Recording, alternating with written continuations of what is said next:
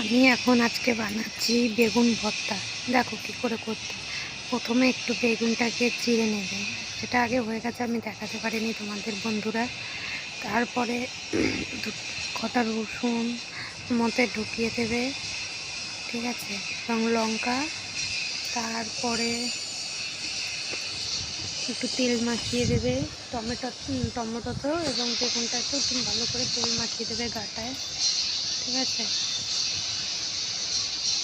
ভালো করে তেল মাখাতে হবে কিন্তু, ঠিক আছে। এবার টমেটোটা তেল মাখাবো।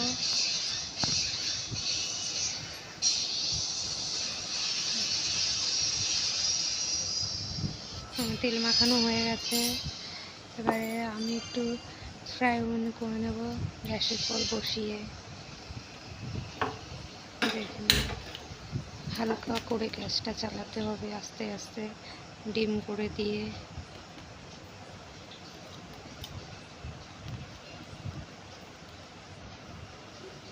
হয়ে গেছে। এবার একটু উপরে চামড়াটা একটু ছুঁয়ে নেবে, পুড়ে গেছে যেগুলো, ঠিক আছে। তারপরে প্যানে করে তেল দিয়ে একটু পেঁয়াজ, লঙ্কা, একটু লবণ, একটু হলুদ দিয়ে একটু ভাজা করে নেবে। ভাজা হালকা করে দেবে, ঠিক আছে। ভাজা হয়ে গেলে তারপরে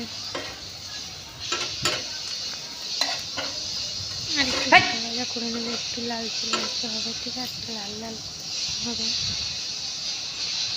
তারপরে বেগুনের ভর্তা, বেগুন যেটা মাখিয়ে রাখা আছে, রসুন, বেগুন, লঙ্কাটা ভালো করে মেখে নিয়ে তারপরে প্যানের ওপরে দিয়ে দেবে। একটু ভাজা হয়ে যাবে যে বেগুনটাও, ঠিক আছে। তারপরে